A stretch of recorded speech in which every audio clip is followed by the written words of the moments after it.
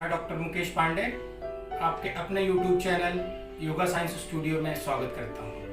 आज अपना विषय है भस्त्रिका प्राणायाम, जिसे हम ब्रेथ ऑफ फायर भी कहते हैं। आज हम जानेंगे भस्त्रिका प्राणायाम करने के नियम, उसे करने का तरीका, उससे मिलने वाले लाभ और उसमें क्या क्या सावधानियां हैं। इस प्राणायाम में किस तरह का हमें लाभ मिलेगा, इस पे हम चर्चा करेंगे। अब जो है हम सबसे पहले विधि जानेंगे कि किस तरह से इसकी टेक्निक क्या है भस्त्रिका प्राणायाम करने की। भस्त्रिका प्राणायाम उसमें करना है, 3 स्टेप में। यह सबसे पहले आप जान लें। पहला है सामान्य गति से करना है, सेकंड है, दूसरा है मध्यम गति से और तीसरा है फास्ट तेज गति से। तो सबसे पहली सावधानी भी बता दे रहा हूँ आपको कि जो सामान्य गति है, धीरे धीरे से भस्त्रिका प्राणायाम जो हमें करना है, वह जो है कोई भी बीपी का पेशेंट हो, हाइपरटेंशन जिसको माइग्रेन की कोई भी डिजीज, ब्रेन से रिलेटेड कोई भी क्रोनिक डिजीज हो, उसको जो है कि भस्त्रिका प्राणायाम धीरे धीरे करना है, वो भी 1 से 2 मिनट के लिए, और सामान्य गति से करना है। तो सबसे पहले उसमें आते हैं सामान्य गति के तरीकों पे। सामान्य गति में और सबसे पहले आप शांत चित्त रहें। तो शांत चित्त, एकाग्रता बहुत ही इंपॉर्टेंट है किसी भी योगा प्राणायाम में। मैं अपने कई वीडियो में बता चुका हूँ इस पे। तो अभी अब हम देखेंगे कि कोई भी मुद्रा ले लिए, वायु मुद्रा, कोई भी मुद्रा, आसन मुद्रा। तो मैं इसमें बैठता हूँ और इसमें स्पाइन आपकी स्ट्रेट रहेगी और आपको श्वास, नाक से श्वास, अपने नोस्ट्रिल से श्वास को खींचना है और उसी से छोड़ना है, और फिर रुकना नहीं है। आपको खींचना है, छोड़ना है, खींचना है, छोड़ना है। इसकी जो कंसिस्टेंसी ब्रेक नहीं होगी, उसमें आपको रुकना नहीं है, आपको करते जाना है। तो जब आप करते हैं तो हम आपको बता रहे हैं कैसे। यह है उसका करने का तरीका।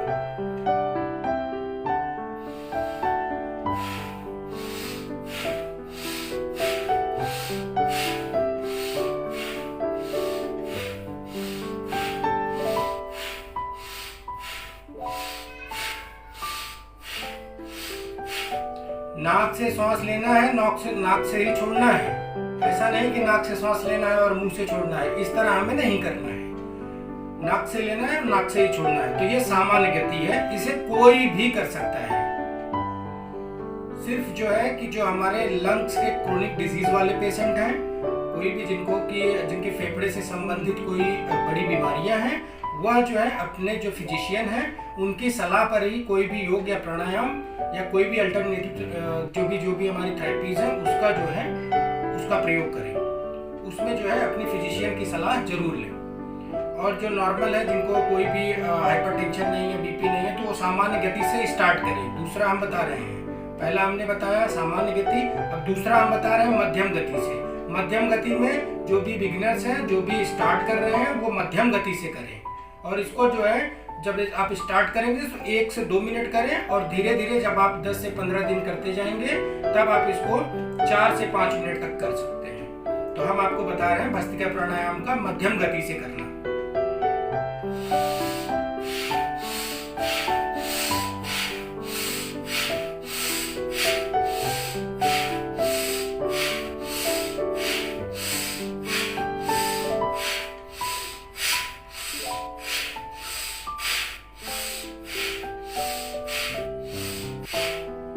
प्रसन्न चित्त मुद्रा में करें। ऐसा नहीं कि आपके ऊपर कोई प्रेशर है, आप इस तरह से करें, एकदम आप प्रसन्न चित्त मुद्रा में करिए इसको। अब जो है हम बताएंगे तेज गति से। जो आजकल के हमारे यंगस्टर भाई बहन हैं, आजकल जिम का बड़ा प्रोफेशन चला है, तो जिम में जाते हैं तो यह 2 से 3 मिनट तक तेज गति का करें। मैं तो सुबह जो अपना करता हूँ वह मेरा तो 3 से 4 मिनट तक का है, लेकिन आप 2 मिनट का करके देखिए। अब मैं आपको तेज गति से बता रहा हूँ, जो हमारे नवयुवान भाई बहन हैं उनके लिए। आप स्ट्रेट रखिए स्पाइन को,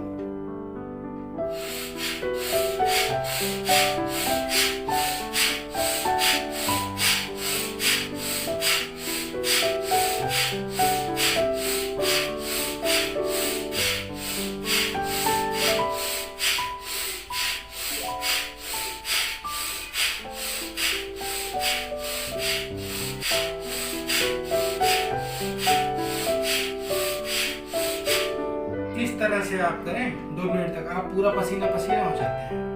आप ठंड में भी इसका उपयोग करें, ठंड में आप करिए, आप देखिए पूरा पसीना पसीना हो जाएंगे।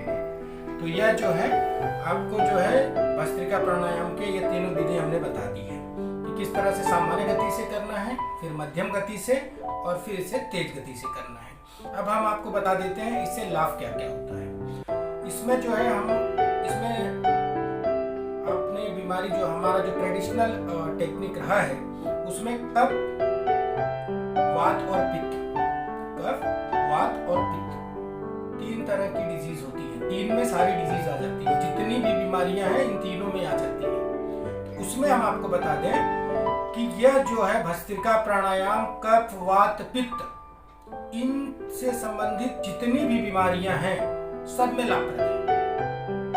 अब चाहे इसमें आप देखिए रेस्पिरेटरी सिस्टम हो, इम्यून सिस्टम हो, और आपका जो जैसे हम बोलते हैं कि डाइजेस्टिव सिस्टम हो, नर्वस सिस्टम हो हमारा, हम सब में यह प्राणायाम जो है कि लाभप्रद है, सब में यूजफुल है और सब में आपको बेनिफिट मिलेगा। इसमें यह प्राणायाम ऑल इन वन प्राणायाम है। ये जैसे हमने पहले वीडियो में बताया है, अनुलोम विलोम, कपालभाति, भस्त्रिका प्राणायाम।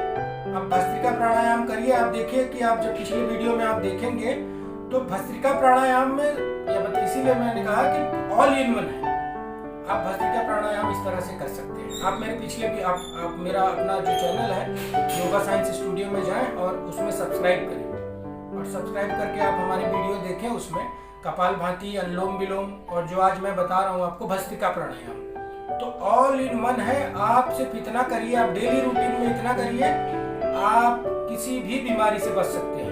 क्योंकि जो जितने भी हमारे सिस्टम है, रेस्पिरेटरी, नर्वस सिस्टम, हमारा इम्यून सिस्टम, हमारा डाइजेस्टिव सिस्टम, सारे सिस्टम में यह सबसे बड़ा उपयोग इसमें सब में हमें लाभप्रद यह है। अब हम आपको बताएंगे आजकल एक जो हमारी पैंडेमिक डिजीज है कोविड-19 नोवेल कोरोना। अब यह जो है हमारे कफ संबंधित बीमारी है, ये कफ संबंधित बीमारी है जिसमें कि जो संक्रमण डिजीज होती है, वायरस डिजीज जो भी आप कहते हैं इसको, तो उसमें क्या हो रहा है कि हमारा जो बलगम है, अब क्या हो रहा है कि हमारे फेफड़े पे अटैक हो रहा है। यहाँ से आता है, इस तरह से जाता है और हमारे जो फेफड़े पे अटैक हमारे लंग्स पे करता है, इसके बीच में हार्ट होता है। तो अब जो हमारा लंग्स में इन्फेक्शन हो रहा है, तो इसमें देखिए जब आप इस तरह करते हैं, देखिए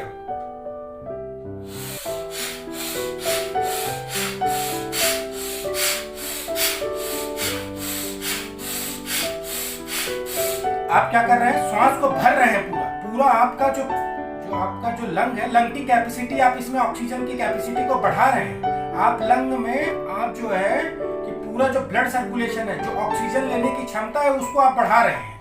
तो जब आप उसको बढ़ा लेते हैं तो उसमें क्या होता है, रोग प्रतिरोधक जो क्षमता है वो हमारा जो इम्यून सिस्टम से बनती है, उसमें इम्यून सिस्टम में भी यह जो है भस्त्रिका प्राणायाम जो है कि लाभप्रद है। अब आप जानिए इस चीज को कि जब हम ऑक्सीजन जैसे हम श्वास को ले रहे हैं और छोड़ रहे हैं, देखिए आप किस तरह से जैसे हम ले रहे हैं, देखिए तो क्या हो रहा है कि पूरा जो है लंग हमारा खुल रहा है। अब हम जैसे छोड़ते हैं, जैसे देखिए आप, तो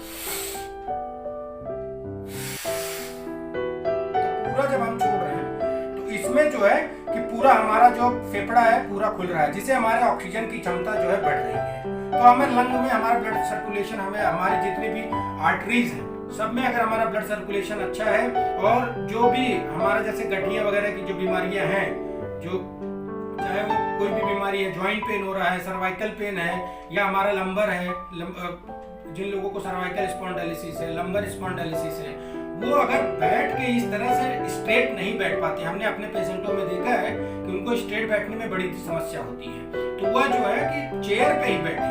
मैं सबसे पहले अपने पेशेंटों को बता दूं कि जो भी लंबर स्पॉन्डिलोसिस और लंबो और सैक्रल से जितने भी उनको समस्याएं हैं, वह जो है अपने चेयर पे बैठ के ही करें।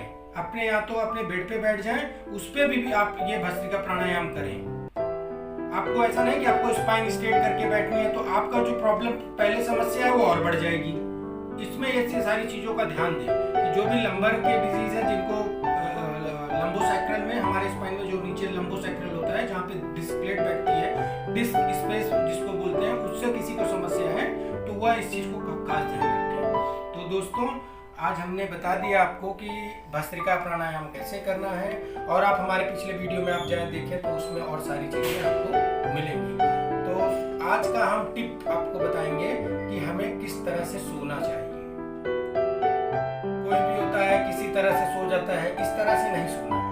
हमें लेफ्ट साइड करवट लेके ही सोना चाहिए और डायरेक्ट नहीं उठना चाहिए। लेफ्ट साइड में ही हमें करके सोना चाहिए। पहले जब हम लंच या डिनर, लंच में तो आराम होता है, जब हम रात में सोने जा रहे हैं, जब हम सोने जाते हैं तो सबसे पहले हमें लेफ्ट साइड में ही सोना चाहिए, लेफ्ट करवट लेके सोना चाहिए।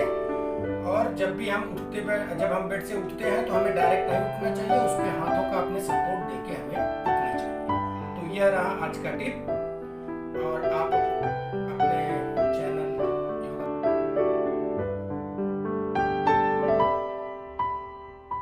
योगा साइंस स्टूडियो को सब्सक्राइब करें, बेल आइकॉन बटन दबाना ना भूलें।